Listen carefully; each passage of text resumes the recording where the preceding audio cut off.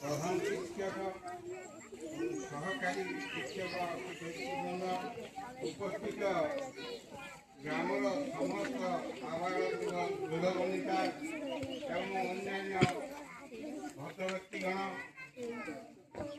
আজ হচ্ছে ৭৭তম সাধারণতন্ত্র দিবস। সাধারণতন্ত্র দিবস বা গণরাজ্য দিবস ইয়াକୁ ପାଳନ କରାଯାଉଛି କାହିଁକି?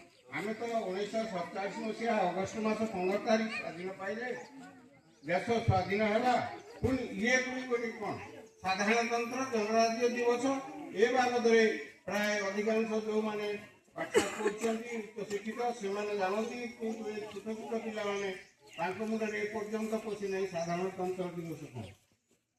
ତ ସେମାନେ ଜାଣିବା କଥା ସାଧାରଣତନ୍ତ୍ର ଦିବସ ଆମର ହେଉଛି ଯେଉଁଟା ସ୍ୱାଧୀନତା ପରେ ଦେଶ ସ୍ୱାଧୀନ ହେଲା, ଆମ ଶାସନ ଭାର ଆମ ଦାୟିତ୍ୱ ଆମ ଉପରେ ରହିଲା। ତ ଏଇ ଜିନିଷଟାକୁ ଆମେ କେମିତି ଦେଶଟାକୁ ଶାସନ କରିବା ସେ ବାବଦରେ ଆମର ବୁଦ୍ଧିଜୀବୀ ଯେଉଁମାନେ ଆମର ଦେଶପ୍ରେମୀ ଦେଶ ଭକ୍ତ ସେମାନେ ଚିନ୍ତା କଲେ ଯେ ଆମ ଦେଶକୁ ଶାସନ କରିବା କେମିତି। ୟା ପାଇଁ କିଛି ଗୋଟେ ଆଇନ ଶୃଙ୍ଖଳା ନୀତି ନିୟମ ରହିବା ଦରକାର।